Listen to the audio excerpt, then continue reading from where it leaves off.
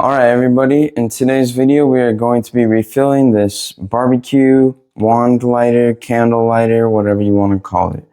So we have right here a level window, and as you can see there's nothing in mine.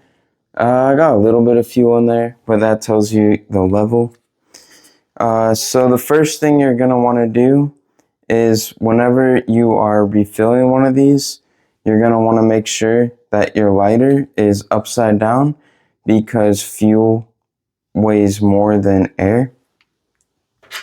What you're going to do is take either like a nail or a small screwdriver or something and locate your valve. And I'm going to push down on the valve upside down. And that's releasing the air. And when you do this, you want to make sure to keep it away from your face. You don't want to be doing it like this. Make sure it's, out there. Next up is the butane itself. Now, a lot of these come with a universal tip on it. And this one, in my case, fits right over the valve. If not, this lid, you can see it came with 5 different style of tips on there if needed.